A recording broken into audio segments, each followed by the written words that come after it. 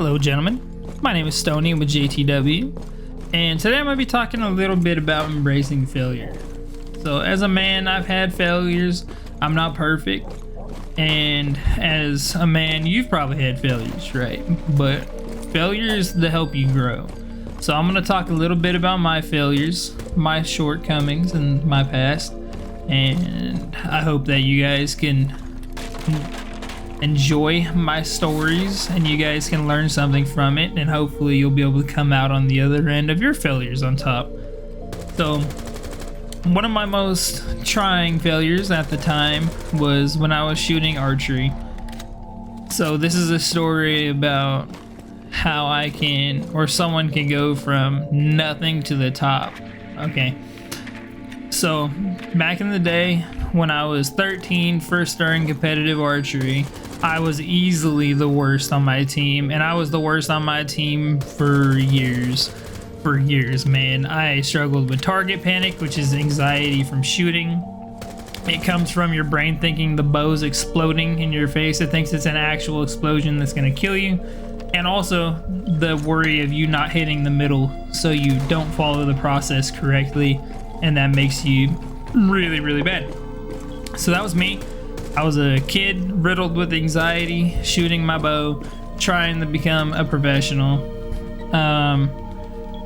And through a lot of hard work and discipline, I was able to train hard enough to get through that. And eventually, in a year, I made the US archery team, the Olympic team. I wasn't in the Olympics because compound archery isn't in the Olympics, but I was on the same team as the Olympic archers. If compound archery was in the Olympics, I would have been able to compete, that kind of thing. It was a good time shooting on the team, and that's one of my biggest failures, was not making it for a long time, but being able to come out on the other end on top. That was awesome, and that's always taught me that if you don't quit, you can make something happen. So a failure coming from archery again was on my way out of archery on the end of my career, because I'm done. I don't shoot anymore, and here's why. Well, part of it. So I got offered a college scholarship to go get a degree in psychology, and I turned it down. All I had to do was keep shooting archery, and my college would have been super cheap. But I decided to quit shooting archery and either become a firefighter or join the military, because the job I wanted was to be a trauma counselor for either first responders or military personnel that have struggled with PTS. So my thought was I'm gonna become a firefighter and join the military so I understand it better before I become a trauma counselor, so I can help them even more efficiently, you know what I mean? So coming from that, here I am, years and years later. I'm almost 22, that was when I was 18, and I'm still not a firefighter, and I'm still not in the military. Yep, that's 4 years.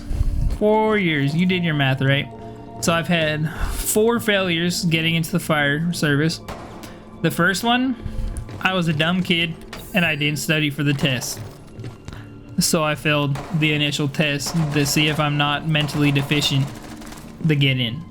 I failed the math portion, couldn't do long division or fractions very well because it'd been a while since I was in school. So that was really dumb of me. Completely my fault, by the way. Just being stupid kid.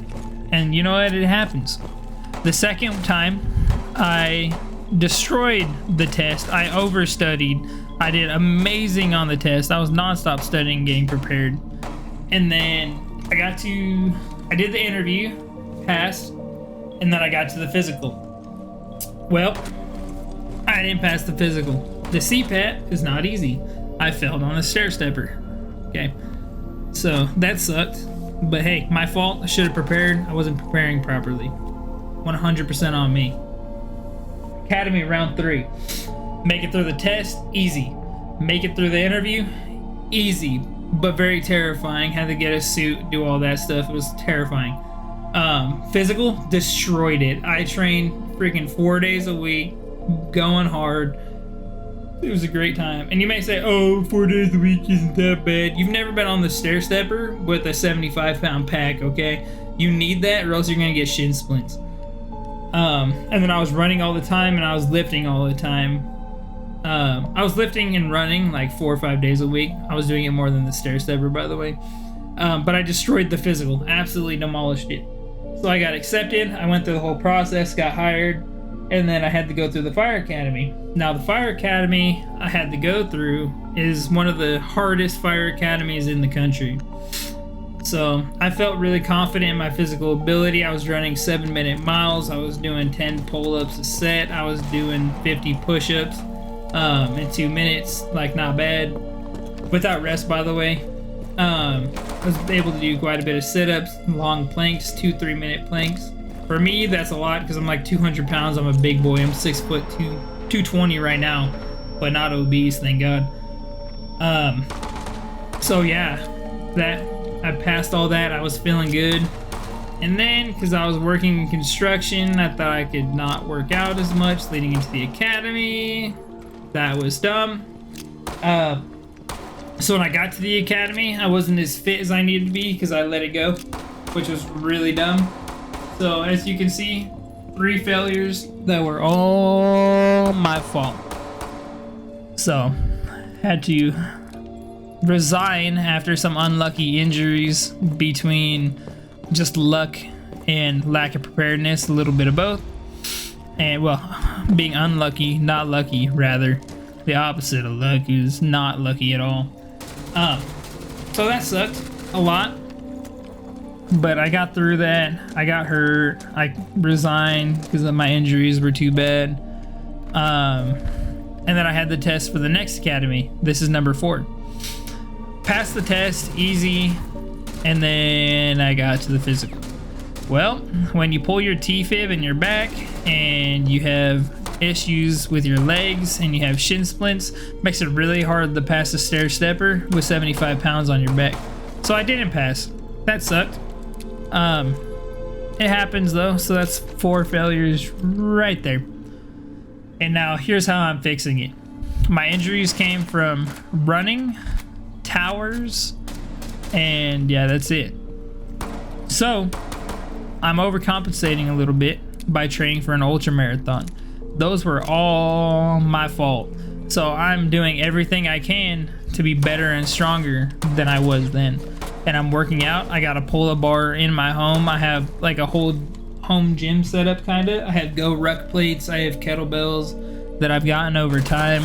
So I'm working out every day, doing all the push-ups, all the pull-ups, running all the time. And right now I'm working towards joining the military, either as a medic of some sort, probably in the Air Force is what it's looking like, being a aerospace medical technician or a firefighter in the Air Force. Those are the 2 jobs I want, or SEER specialist, but I have a baby on the way, so that one's not really ideal. But yeah, I'm working towards those things to help with my failures. And yeah, so those are my failures I've been through recently, and that's just me being honest with you guys and being able to say, hey, I failed, taking responsibility on it being on my shoulders. That's my cross to bear. But that's okay. That's okay. I'm gonna be better next time. So here's a verse for you guys. It's Proverbs 24:16. For the righteous fall 7 times, they rise again, but the wicked stumble when calamity strikes. So what this is every time you fall, you need to get back up. That's biblical. Okay, that's biblical. So even though I've had all these failures, I keep pushing through.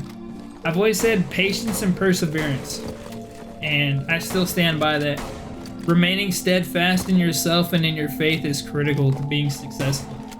Everyone that's ever done something great has failed.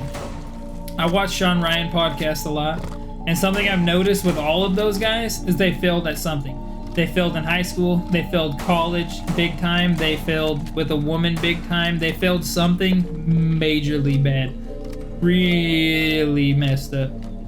But they're some of the hardest men in the world and caring men in the world. They really care about people, they really care about their communities, and they take care of them. So just remember that, okay?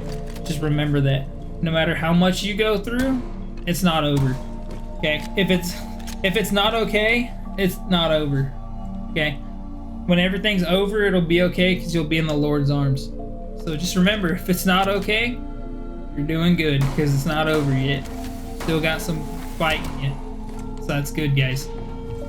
I appreciate you all for taking a minute and listening to this, listening to my failures, laugh at me for being stupid, being a stupid kid. I appreciate you guys being here for that. Enjoy yourselves, enjoy the holidays. I'm gonna go so I can enjoy my birthday. Tomorrow's my birthday. I'm pretty excited. I had a great Christmas. I was able to tell my parents, my in-laws that we're having a baby.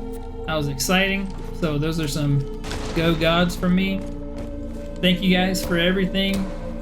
And even if this just reaches one person,